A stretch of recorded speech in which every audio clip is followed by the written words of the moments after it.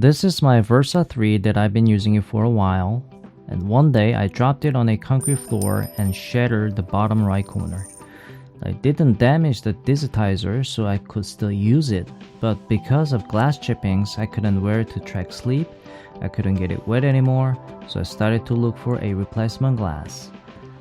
But if you are watching this video, by now you will know that no one really sells replacement glass for Fitbit. So I had an idea to fill the gap with Loca glue and put a protective cover on it so I can still use it when I'm sleeping and so forth. Now if you're interested, here's what I did. First, these are the tools and materials that I used. I bought this cover from Amazon. I thought it was a tempered glass, but it was actually plastic. But it worked anyway.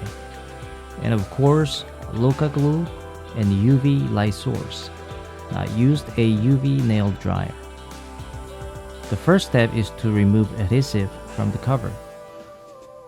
I tried to clean it up with acetone, but I realized it was actually a double-sided tape, so I had to peel it off. The next step is to put a small amount of Loca glue on the screen. When you apply it, try to apply it evenly and give it some time to fill the crack. I couldn't inject it into the crack, so I had to let the gravity fill in the crack as much as it can. After putting down the cover, wipe out the excess glue with alcohol swab. If something is not right, this is the time to redo it, fix it, or whatever it needs to be done. Now once you're satisfied with the look, cure the Loca glue with UV light. Because this protector had a black edge, I put Fitbit in few different positions when I cured it. Although it doesn't look brand new, I'm happy how it turned out.